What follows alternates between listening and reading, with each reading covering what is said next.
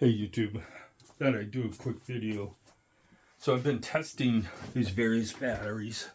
I've actually had a couple of different Amazon branded batteries and none of them have been near their capacity. This one's 6 amps, it's actually 3.5 amps. And how I test them is with this device. Bought off Amazon. They all seem to be as accurate as the next. So this one is about 3.25 to 3.5 amp hours. This power stack, just finished testing it. It is a 5 amp hour battery and it tastes out to 4.77 amp hours or 85 watt hours, and it states on the battery it's 90 watt hours.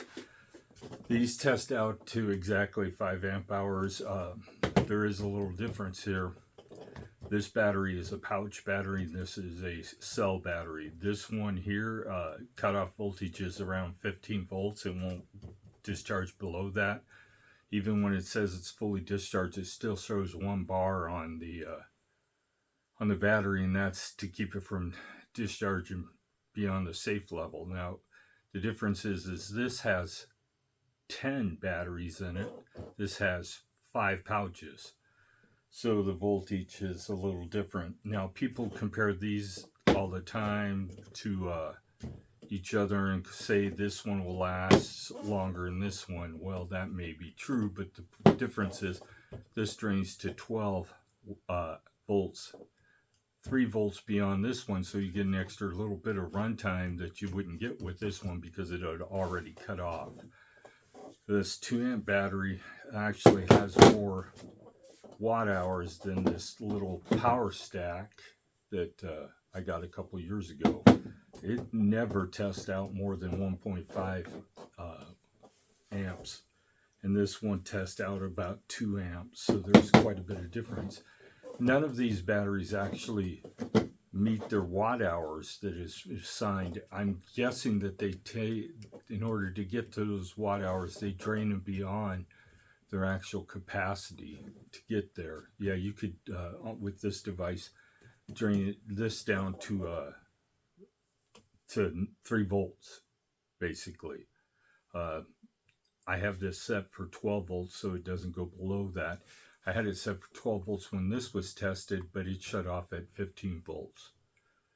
So it has power left on the table, but it won't let you use it, and it's keeping it that way because they're guaranteeing this one will last twice as long as this one, and how they're doing that is not discharging the battery as far as you can with this regular 5 amp hour battery. You got another 3 volts. That 3 volts can be as much as a amp or maybe 10 watt hours, so there's a little bit of difference there. This thing I have not tested, and I've tested quite a few of these Amazon batteries. I usually just test them and send them back. These have been the best. They're waitley, and they're calling them 6 amp hour, but they're somewhere between 3 and 4 amp hours, so it's still at the price, a good value. You're only paying $26 a piece for these, and they'll last as long as a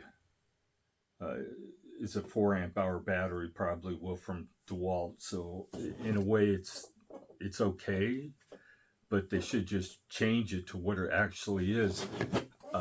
Maybe they had one example that made it to 6 amp hours, but I have 2 of these and neither one of them have made it much farther than 3.77 amp hours. So technically that would be close enough to call it 4 amps. So if you're looking for a replacement for a dewalt, yeah, it may be a good choice if you want to buy a cheap battery that will do some stuff. Now, these power stack batteries are completely designed to do a different thing than the regular batteries. For example, these power stack batteries are meant to use in high draw items like a impact wrench, where you need all the amps you can pull to get that bolt loose. Whereas these will do about the same. Well, no, they won't. They won't do the same in high amp draw applications. They just won't. This one will outdo a 6 amp hour battery versus this 5 amp hour battery. So it's still 5 amps, but it has more. You can draw more amps from it than you can these other ones. Sustained amps. So I thought I'd just do a quick one, let you guys know how I've been doing this winter. I'm down to, what was it, 254. I started Ozempic to control my diabetes a little better, but I'm not on a big enough dose for that to make the difference. I row instead of riding. I row a exercise rower instead of riding my bike. It's been snowy, and I decided that I would purchase a really nice one this year so I could have some entertainment while I'm doing it. So I bought an Echelon, got a good price on it, couldn't beat it. So that's what I've been doing. So I plan to try to get down to 240 before the spring arrives, and that would make me back to my weight a couple of years after I got out of the military. To be where I was at in the military, I'd have to be in the 90 kilo range, or about 100. I think I weighed right around 195 to 200 pounds back then. I guess that's enough said. You have any questions, put them in the comments. If you want to know more about how I exactly tested the batteries, put it in the comments. I'll answer any questions I can. Thank you. Have a great day.